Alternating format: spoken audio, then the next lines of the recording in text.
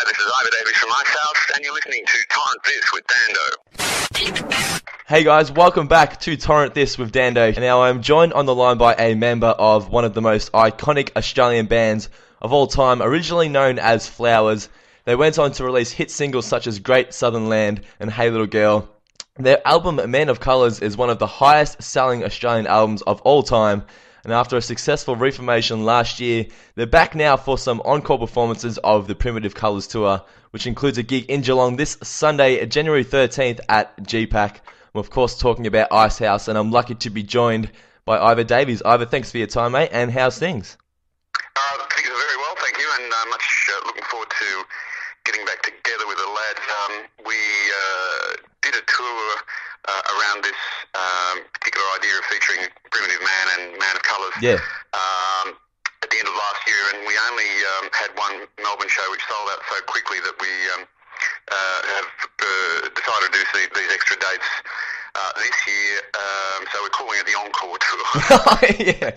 How strange was it stepping out onto the ESPY last year? Well, that was weird because that was a totally unannounced show, and I had no idea how anybody would find out about it. But in actual fact, it was the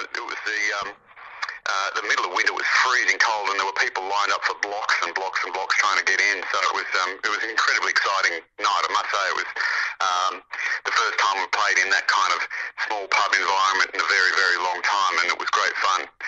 Obviously, it's still a high demand for Icehouse.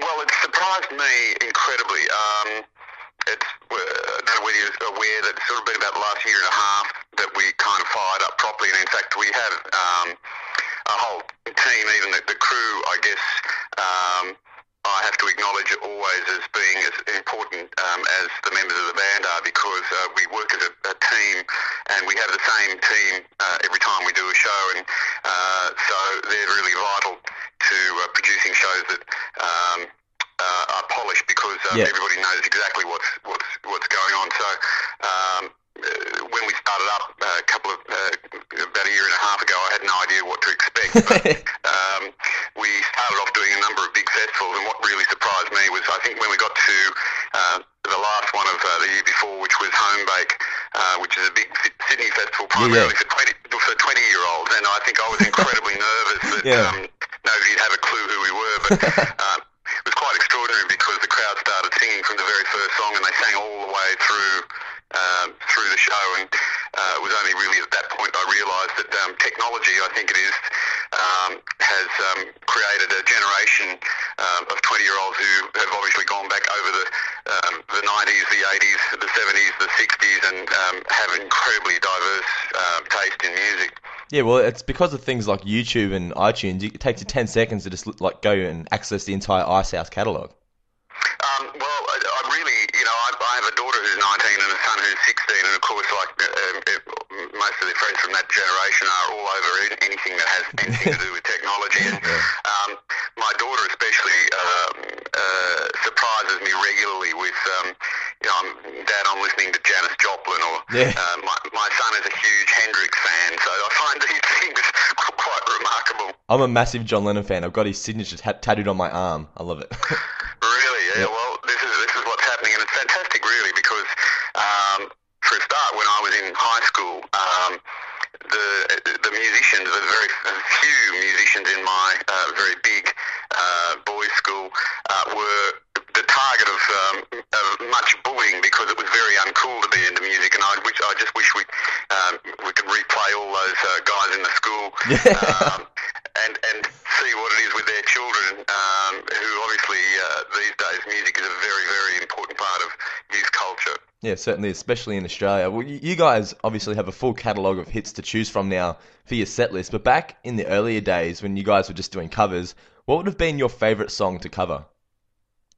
Oh, that's a tricky question. I think, I don't think I could pick a single song, because we played a whole lot of T-Rex songs, and they're great. They're great fun to play.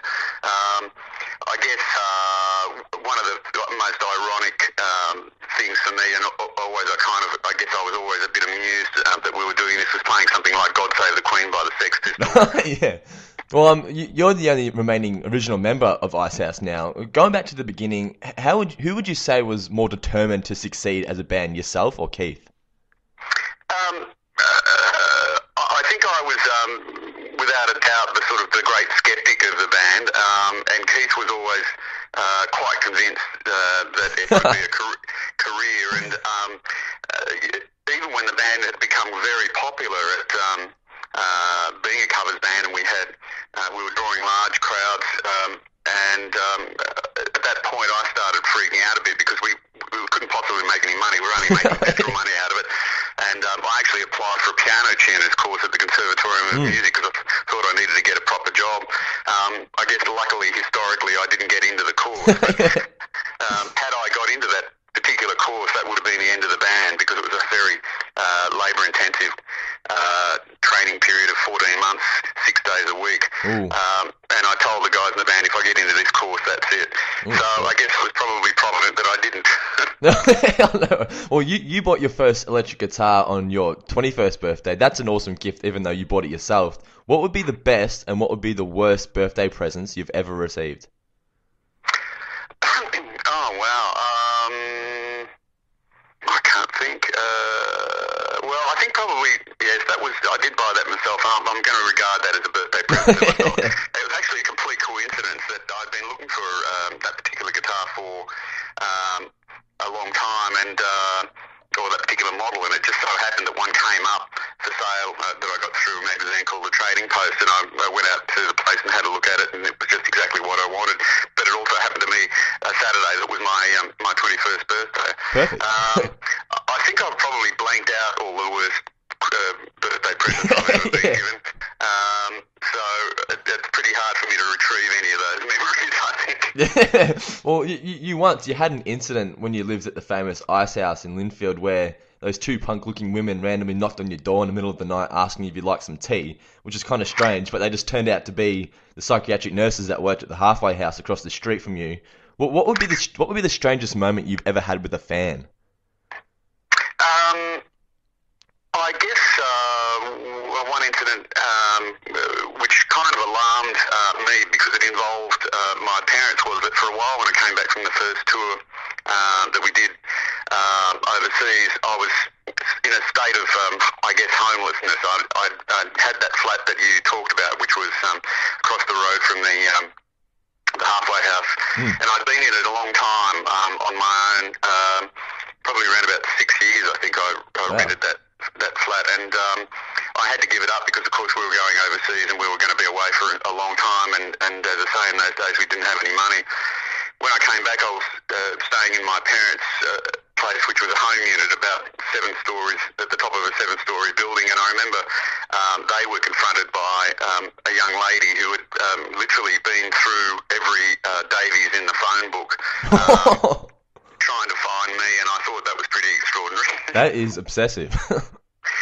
Just a tiny bit, yeah. Yeah. Have you ever had like any stalkers or anything like that besides her, obviously? Look, yes. I mean, I get some odd mail, but I guess all people have to be treated with respect. There are some people who have sent me some very strange things over the years who obviously have mental health issues, and I'm always aware to respect every single person. I think that's very important, and I've always tried to stick to that absolutely faithfully. Well, you were known in the early 80s as someone who didn't particularly like to hang out with many bands when you're not on stage and whatever. Have things changed now, and are you more open now to give out advice to up-and-coming musos? Well, yes and no. I guess both Keith and I actually had this peculiar reputation very early on, and I think there was a very famous incident where we were invited to perform on, I don't know whether you remember, an iconic TV show called Countdown. I want to rehost Countdown one day. Yeah, well, Molly Meldrum, of course, who ran that show, did a very brave thing. In fact, he created the annual Countdown Awards, but the very first year these awards were televised, and they consisted of live performances and the awards show itself. He was standing side of stage about to go on to be MC, and apparently he told me the story that luck, at which point, because I had this, he thought I was this incredibly standoffish, aloof person. Apparently it completely undid him. And of course, I said to him years later when we were talking about that incident, I said, well, the fact of the matter is Keith and I were both incredibly shy, and so we didn't talk to anyone. Wasn't that we didn't want to talk to anyone, we were just quite intimidated by it. And I think probably in that sense I haven't really changed much either. But the other part of the story is, since you've asked about me giving advice to people who are in the beginnings of their careers now, is that it's very difficult for me to offer any sensible advice because the music industry has almost completely changed. Yeah. And so I guess what I tend to suggest to people is that they use some of the independent Australian performers like John Butler and so on, who have a completely different model of how they go about making a success for themselves, because the music industry used to be run completely by the major record companies, and by now the major record companies have a completely different sort of approach and role to play. They play a very big role, of course, but it's a quite different one than they used to. Yeah. Well, it's funny that you brought up Molly Meldrum before. Are you proud of the fact that you guys are responsible for his hat? Oh, Molly and the Hat, yes. Well, I had actually completely forgotten about that, and in fact, when we were putting together, you were alluding to the 30th anniversary version of the first album that we put out a couple of years ago, and I had a lock-up full of old film footage and so on. In fact, Keith went through all of this footage, and it wasn't until he unearthed this particular interview that I remembered that, in fact, it was Molly announcing the change of name from Flowers to Icehouse was the very first appearance of him in the fame. Therefore, we lay claim to being pivotal in the Molly Hat history. Yeah. Well, Molly, he's one of my idols by far. I aspire to someday host a show similar to that of Countdown, supporting local up-and-coming musicians. Do you think audiences now would embrace a show like that, though? Strange enough, I do. It's very difficult to predict. I guess if you're a television executive, you'd have a very difficult job, because I'm sure that they've been surprised by certain things. For example, I couldn't have, in a million years, or put it this way, perhaps 7 years ago, predicted that a cooking show would be an incredibly popular television event. Not that I'm necessarily a fan, but it's just something that if I had been in a executive position in a television a television station, and somebody had said to me 7 years ago, I've got this great idea, I would have simply laughed them out of the building, I think. I think I would have done it as well. Well, you guys are obviously, without a doubt now, one of the most successful and acclaimed Aussie bands of all time. At what point in your career did you recognise yourself as a success? Well, I think it was certainly apparent by the time we got to the massive success that we had with Man of Colours, that something major was going on. But I suppose I remember very clearly receiving the phone call from my manager telling me that Crazy, which was the first single from Man of Colours, had just gone into the American Top 20. Yeah. And I think that was probably a moment, because we had success very early on in Europe. We had a number one in Europe off the second album, and we'd worked incredibly hard from that point on to make it in America without seemingly too much success. We'd had a lot of songs in the top 50, but they didn't really count. Until you get into the top 40, you're invisible. And so at that particular moment when the manager called me and said, well, we've done it, Crazy is in the American top 20, I think that was a real moment. Well, that was before the internet. It was a lot harder to get overseas and get success over there. The thing about the US, and I think you probably get this from any Australian band that's ever toured there, is that it's very, very difficult to appreciate what an enormous place it is until you try touring it by car or bus. Because unlike Australia, where the crew will go overnight from Sydney to Melbourne, or from Sydney to Brisbane, or from Sydney to Adelaide, and it's a vast experience. In America, you can drive down the road an hour and you'll be in another major population centre. Yeah. And you can do that for months and months and months and months on end, and still nobody in America has ever heard of you. Yeah.